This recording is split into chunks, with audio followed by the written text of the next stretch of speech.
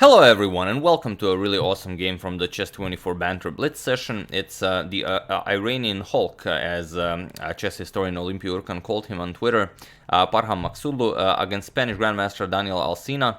And it's a really instructive game on how to play against the Najdorf, especially when you're really low on time, as this is a 3-minute blitz game. But as you'll see, it's a game worthy of a classical game. So really impressive stuff. I do hope you enjoy it. And sorry about no video yesterday. I really couldn't manage the time, as it was the last day of the tournament I was playing. In the end, I did well out of 3 possible points. I did 2 out of 3 on the last day, and I will show you one of the games later today. I just wanted to show you this one as I just saw it on Twitter. And also, for those of you who are still interested in joining our Elite Chess team battle, the first link in the description below is where you can join our team and help us fight this battle. And the second link is the tournament is already created. So on the second link, if you joined our team, you can join the tournament, which will happen on January 9th. So that's it. And for those of you who still are not a part of the subscribers video, do become a part of the subscribers video, as we will start editing it maybe in a week or so. So you still have time to send us some photos or videos. If you don't know what it is, explanation of that will also be in the description below. So do check it out. Now onto the game. Parham Maghsoodloo versus Daniel Alsina. Maghsoodloo opens with e4. We have c5, the Sicilian defense, knight f3, d6, and d4. We have c captures, knight to f6, we have knight to c3, and a6. The Najdorf defense is on the board. And as Maghsoodloo said in his Banter Blitz session, he is not a Najdorf specialist, so he doesn't really know all the intricacies of the line that he goes for. He goes for bishop to g5, the so-called, I don't know if it is the rouser, but bishop to g5 often is referred to as the Richter rouser. But okay, bishop g5, we have e6, queen to e2, bishop to e7, just standard stuff, Maghsoodloo castles, and the queen to c7. We have f4, so again, all standard stuff, and this has all been played in classical chess. We have knight beat to d7, g4, continuing the expansion as the queen nicely guards the g4 square from e2, b5, we will have castling on the opposite side, so it's going to be a race. Black will attack on the queen side, whereas white will attack on the king side. a3, stopping b4 for the moment, and now rook to b8, preparing b4. And this game, even though it's a 3-minute blitz game, for example, Ding Liren reached this exact same position in 2017 in China Team Championship. He played bishop to g2 in this position, which is a bit more precise than the move Maghsoodloo played, as it immediately goes for the c6 square. The idea is to push e5 and put this knight on c6, and the bishop will try and protect it from there. Maghsoodloo first went for h4, and this is a new move in the position. So as of move 12, we have a completely new game. So this gives time for black to start the attack on the king side. He pushes b4. Now white has to react. White doesn't have time for this maneuver anymore.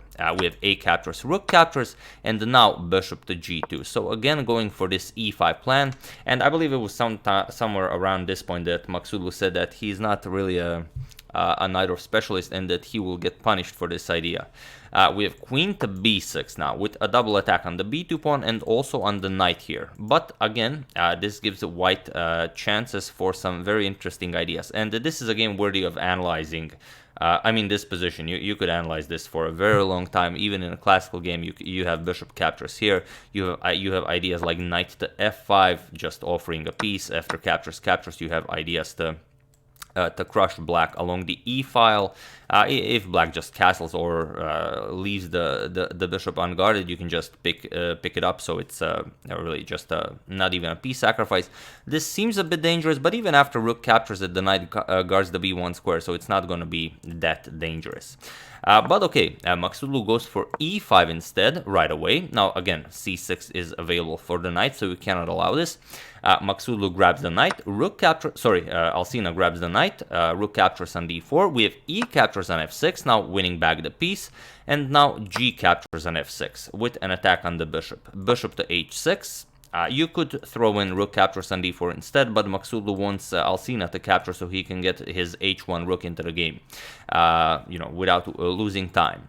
So rook captures on d1, we have rook captures on d1, and now bishop to b7, countering white's bishop. And here Maghsoodloo said that he wants to play f5, but he has to decide whether to trade or not to trade first. He doesn't want to waste a lot of time, but even though it's a 3-minute blitz game, Maghsoodloo is, I believe, already a minute up on the clock. So he just grabs it with queen captures and f5 now.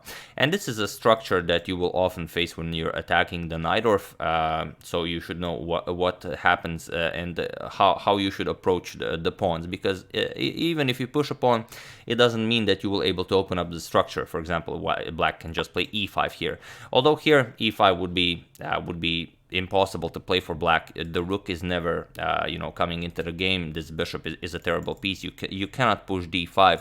Even if you prepare it, white will most likely be able to stop it. This knight is coming to d5. White is just much better here, and black doesn't really have any good options here. So instead, we have knight to e5, but now Maghsoodloo creates another threat, g5. And here, there are a lot of ideas. Captures here, captures here. The real threat, however, is bishop to g7, creating a double attack against the rook and then just grabbing this f6 pawn. So Alsina captures, f captures on g5. We have f captures on e6 now, forcing black to react. We have f captures on e6, and now comes bishop to g7. And here, black will not be able to do all that much. Queen is coming to h5. If you don't want to give up the exchange, you have to move the rook. Rook to g8 is played, but now bishop captures on e5. You are forced to capture, otherwise you're going to be down a piece, so captures. And now, as the rook is nicely controlling the d file, queen to h5 with check. We have rook to g6 blocking. If you don't block, if you try and run away, just rook to f1 check, and there's nothing you can do. King here, you can just deliver check, king here, and this will be mate. So after queen to h5, rook to g6 blocking, and now queen captures on h7. We have rook to f6, but now the knight comes into the game with tempo. Knight e4, and the knight is nicely covered by the queen, as you might have noticed, due to the thumbnail of the video. So rook to f4 was played, but now feel free to pause the video and try to find the quickest way to win this for Maghsoodloo while I give you a couple of seconds.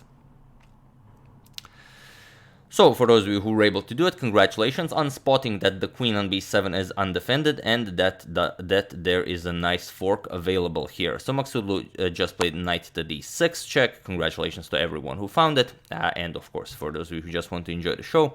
Here you can just resign because you're losing the queen. So Alsina captured the knight, but then Maghsoodloo just played queen captures on b7, and it was in this position that Daniel Alsina resigned the game, as he is now down a queen. So really impressive stuff, beautiful attack against the Najdorf, and if you play against the Najdorf a lot, you will be able to perhaps use some of these ideas in your own games. So yeah, that's what I wanted to show you. Like I said, I will show you one of the games from my tournament, as a lot of you have requested them later today. I would also like to mention that today I will be a guest on Ben Johnson's podcast about chess. So if any of you follow Ben Johnson, you can enjoy that as well. I will of course provide a link once the podcast is uploaded. As I don't think he's doing them live, so I will share that if you will be interested. But yeah, that's pretty much it. I would like to thank Patrick Pogoda, Daryl Bradley, Johannes De Ruita, Jeff Graves, and William McKay for a contribution to my channel. Thank you a lot, I really appreciate it. As usual, you can check 2 of my previous videos here. Thank you all for watching, and I will see you soon, continuing, to show you one of the games I played in the tournament, and yes, I'm still preparing the Morphy Saga. So thank you all, I will see you soon, and have an excellent rest of your day.